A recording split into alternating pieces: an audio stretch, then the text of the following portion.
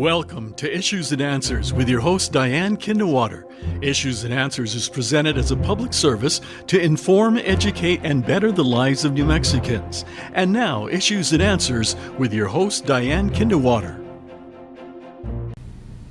Welcome to the program. I'm Dianne Kinderwater. On the show today, we're going to go to a more quieter time, peaceful time, less hectic time, and certainly more self-sufficient time. I'm talking about a time when people in their own homes or in their own cottages made their own bread.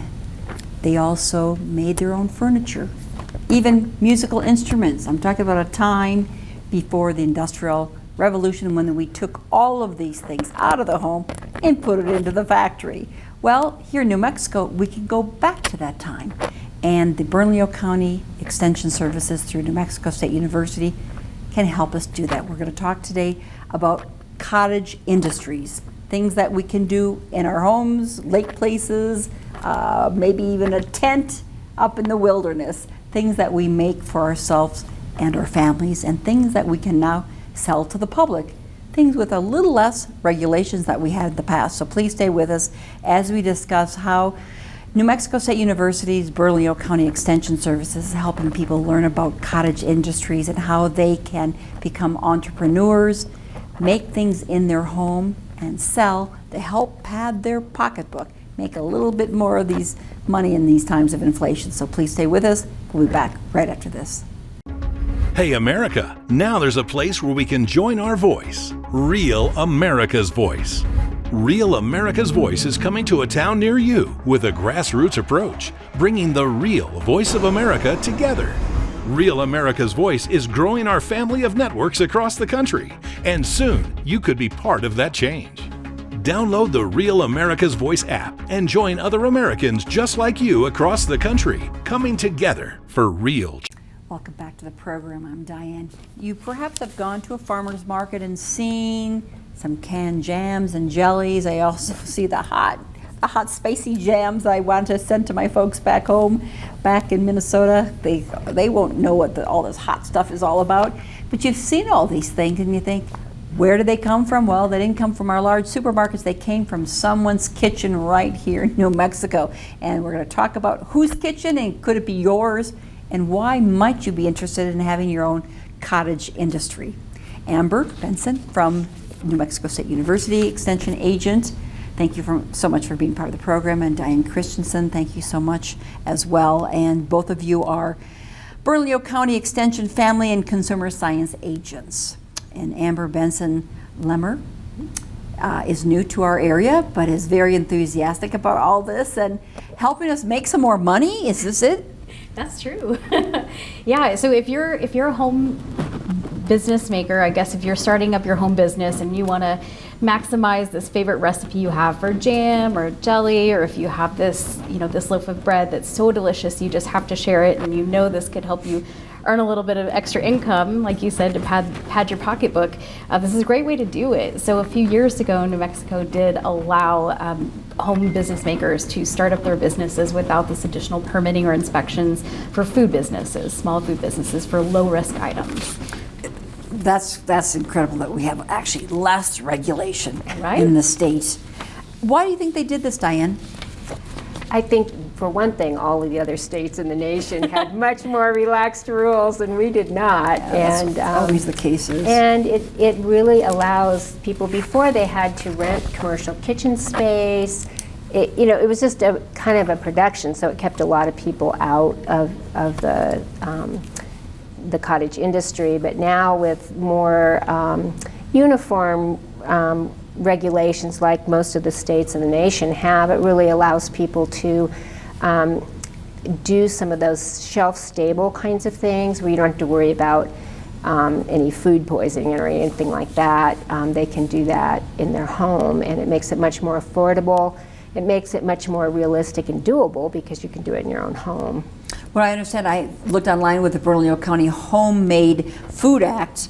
There's frequently asked questions. I think you still need to have a license, Dianne, to be able to do this, but you don't have to do that extra step in regulation.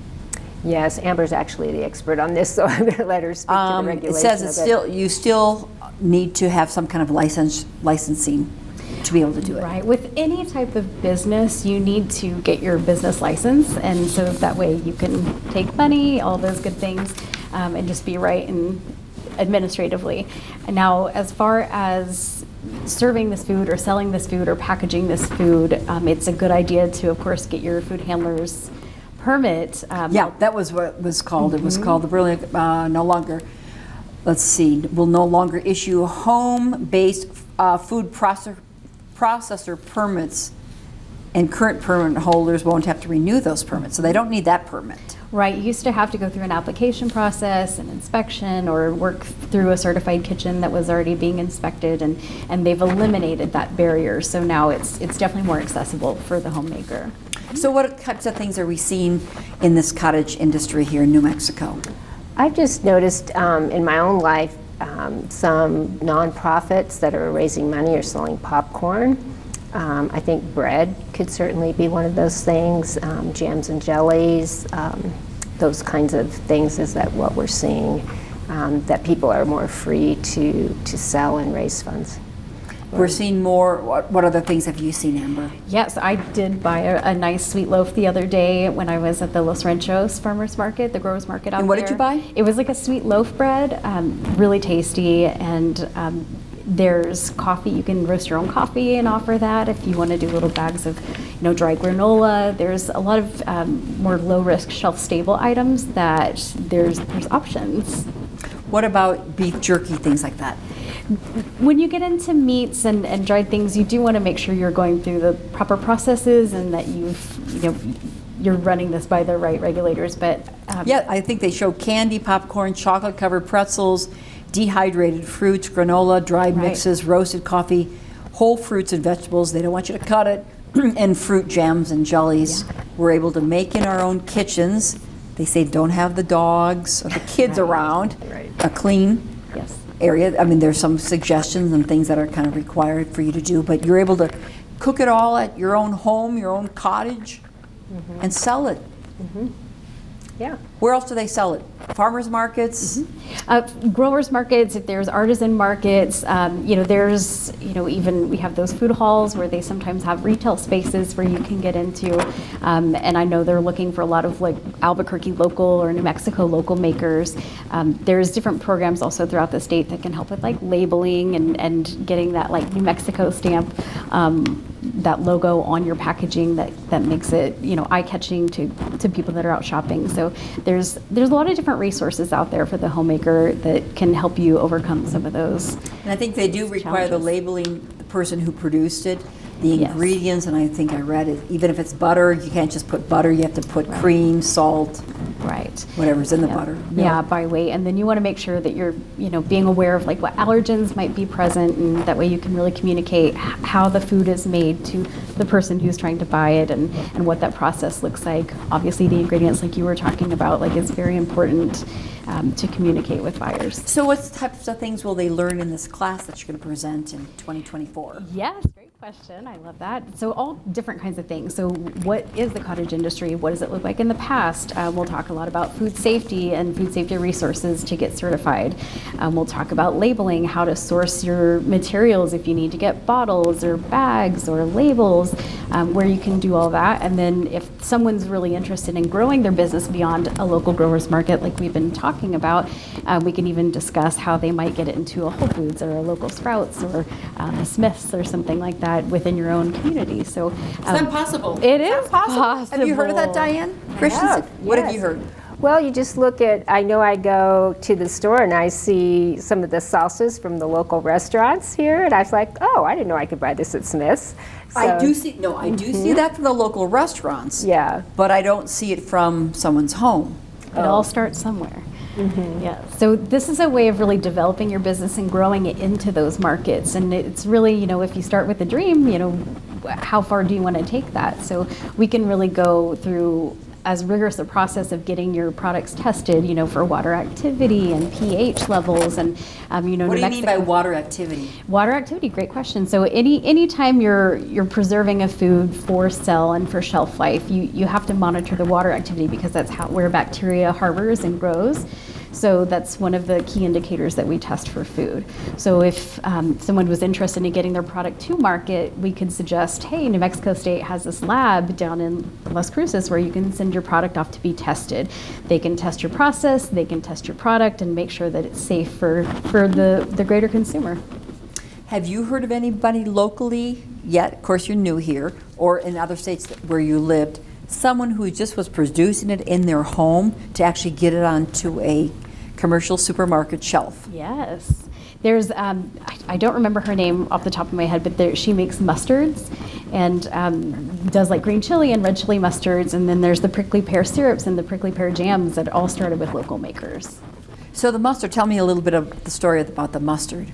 I don't know the full story. I just know that they're delicious. They come in these really adorable little cans. They're great for gifting. The flavor is, of course, amazing, but she'll harvest and purchase from local growers the red chili and the green chili, and then use those to process. And because mustard is a pickled product, she'll add those in during the pickling process, and then you have these really unique, very local, touched items that scream New Mexico. But are they on the supermarket shelves? Yeah, absolutely. I know right now you can get them at Whole Foods. They're at Sawmill Market has some available for purchase as well. And how many people work perhaps in this industry? I mean, in this particular mustard making industry? 2. Yeah, okay. It's very small, yeah. One thing is that it's new. And as I mentioned before, our regulations have changed, so this is just the beginning. But one example is out of North Dakota, the Dots pretzels. They started, what kind of pretzels? Dots. If you haven't had them, don't eat them because they're delicious. But now they're nationwide, but she started working with Extension in North Dakota, and she was just a woman that started that business in her home, and now it's nationwide. You can get them at Sam's, and they're amazing. What makes her pretzels different than another pretzel?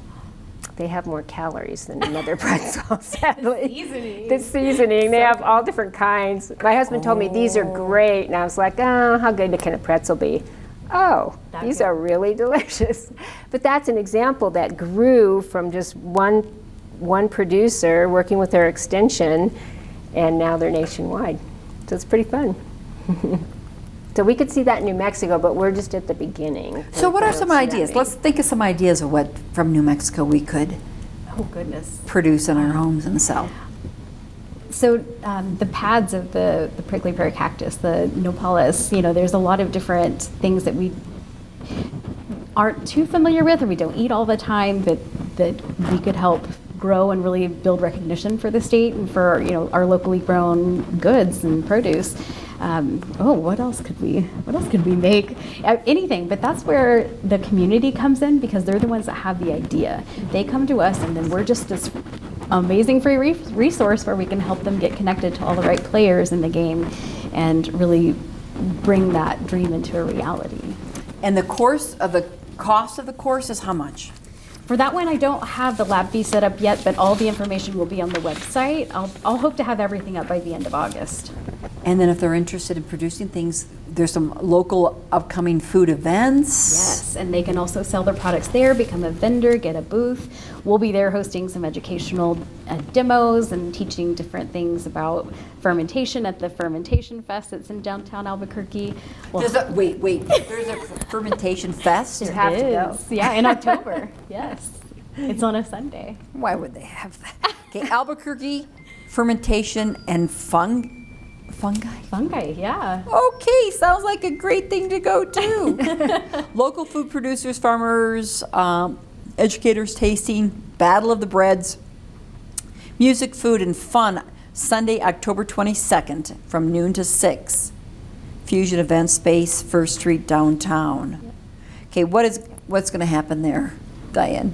At the Fermentation Festival And Fungi Fest. Oh, Fungi Fest. Well, it's just Fermentation and Fungi Fest. Yeah, people that are just interested in that come together for that, and there's just a lot of different things going on. They haven't had it recently because of the pandemic, so this in person is coming back, but they used to do it before the pandemic. So.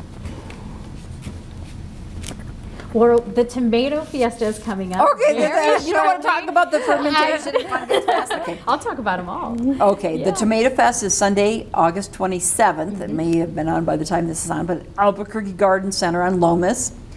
What's going to happen there? That's from 11 to 3. You're going to be a lector. Ooh, and provide a summer garden preservation. Yeah, so if you want to learn what to do with all of your garden, I'll be there. Yeah, absolutely. But you can buy cookbooks that are all tomato based, and there will be different vendors. I think it's $10 to get in at the gate, and you can stay all day, make a family day out of it. So what will you be telling people?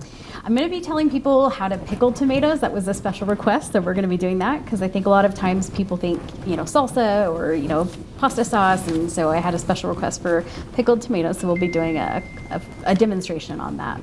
Yeah, be exciting. They want to pickle their tomatoes. Yes, it's very good. So that's got to be in the water base. You could can them, absolutely, but we'll probably just put them in the refrigerator and eat them. As pickles. Yeah, yeah. What do you have to add into it to make it a pickle? I like to add like a white wine vinegar, some fresh herbs or some dried herbs, really whatever you have on hand. It just makes it a little zestier being a pickle. Yeah. And tomatoes, they go bad so quickly, so if you have them sitting around and you're worried that you're not going to be able to eat them all, a great way to preserve them is to pickle them and just have them in your refrigerator, add them to salads. If you like a grain bowl, you can just pop them in there. It's very good. So refrigeration, well, they say a fresh tomato you're not supposed to refrigerate. Is that true, Dianne? It is true. You keep them on the counter. Yeah. Because? Well, a lot of times people have them and they ripen on the counter, but do you have any more input on that? Oh, it makes them taste a little sad. It can collect the flavors of everything else that's in your cooler, your refrigerator, and really the best tomato is going to be one that's warmed by the sun, fresh picked, that's, sliced up on your BLT or a tomato sandwich. Even with fruits, I've been told, well, I've experienced as well, plums and cherries or whatever in your fridge, it takes away some of the flavor, or it doesn't mask the flavor, but what is a cold fruit or vegetable taste? Why does it taste differently, less flavorful than that's one that's room temperature? I don't know the science behind that. I know it dulls it though. Yeah, it just kind of softens it, and that vibrancy of the fresh produce it gets lost. What do you think, Dianne? I usually I have sensitive teeth, so if I'm going to eat watermelon, I put it in the microwave first. If it's in the refrigerator cut up, which is how I do it. But same with cantaloupe, I just put it in for a few seconds. But it just takes that chill off and really does bring the flavor out. So. It does, but in the past I think people always thought cold fruit was wonderful to have it cold, but then there's more flavor if it's room temperature. Yeah. The Bosque Chili Festival, celebration of music, food, art, and culture, is October 19th through the 20th at Expo, New Mexico. Yes. Oh, I would think it would be in the Bosque. Needs a bigger venue. This will be my first time going. I don't have a booth at that one, but I have all kinds of different chili resources and publications that I can share with anybody. So again, visiting our website, you can have access to that, or I can always email or even physically mail it out if anybody would like some. And you like the Prickly Pear Festival, cooking demonstrations, tasting, farmers, ranchers, over 50 vendors, Saturday, September 23rd, 10 to 4 at the Gutierrez Hubble House. Yes. The prickly pear, so is that what I'm seeing growing in some neighbors' yards? Yeah. Do you know about prickly pear? Do you want to talk about prickly pear? Not as much as probably you do. I just know what they look like. We see those big, beautiful green cactus everywhere, and they have the little red tunas, which is Spanish word for fruit.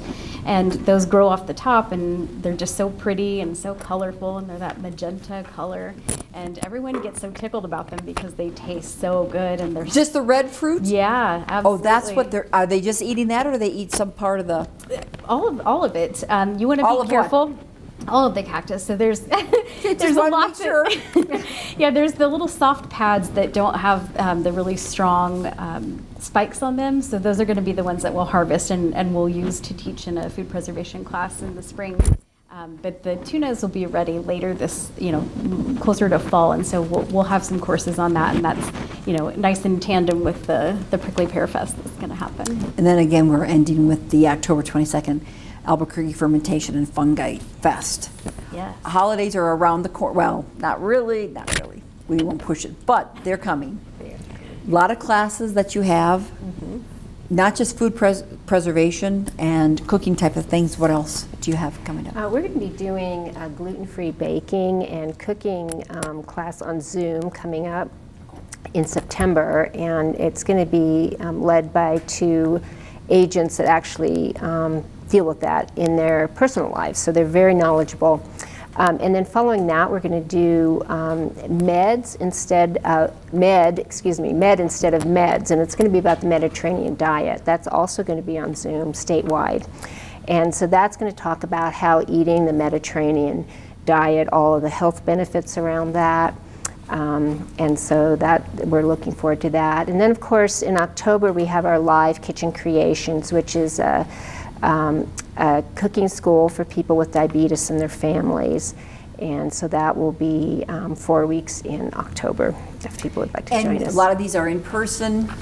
Yes, the gluten-free and the Mediterranean diet one are Zoom, so that we can offer them statewide, but Kitchen Creations is in person. Person.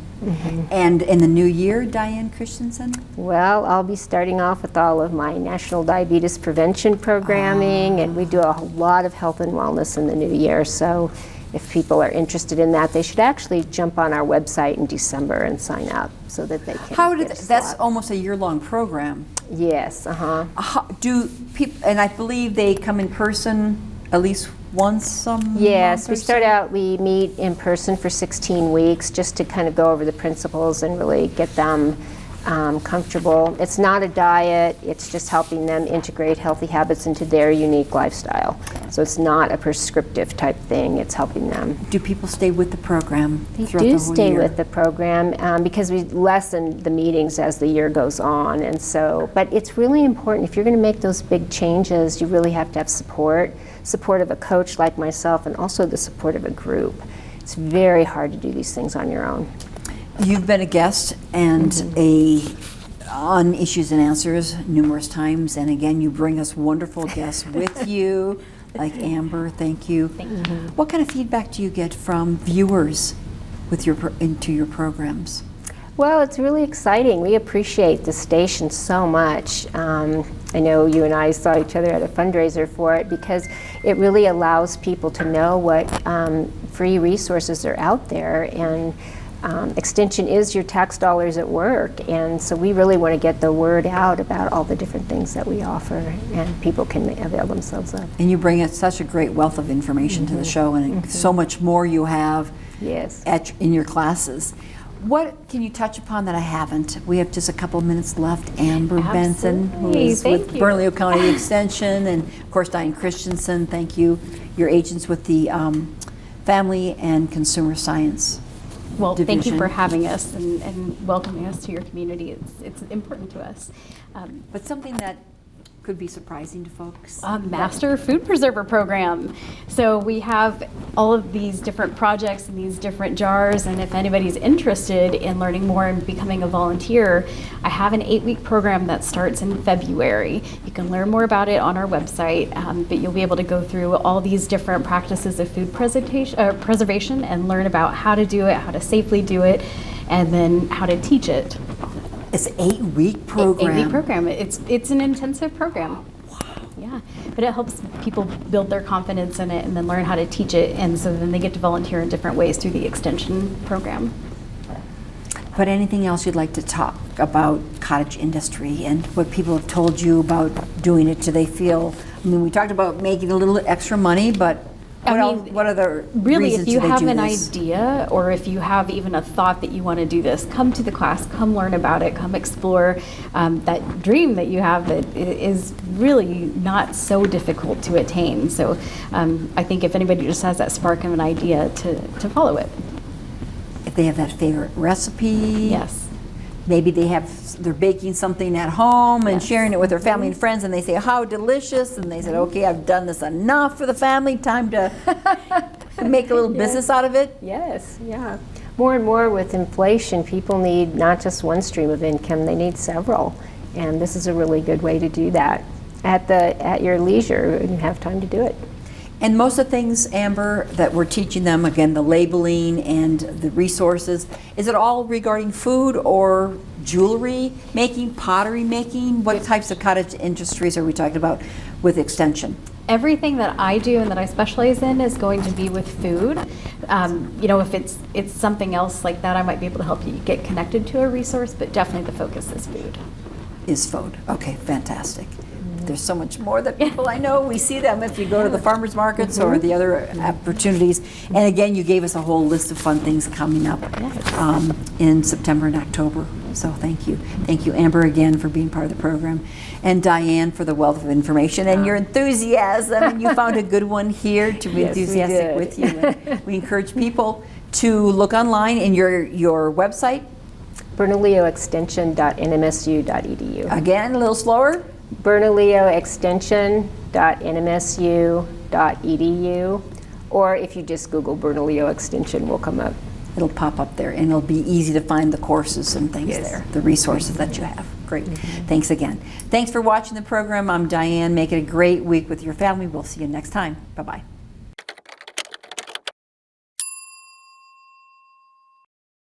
The New Mexico Modern Child Support Family Program works to benefit both parents for the purpose of improving children's lives.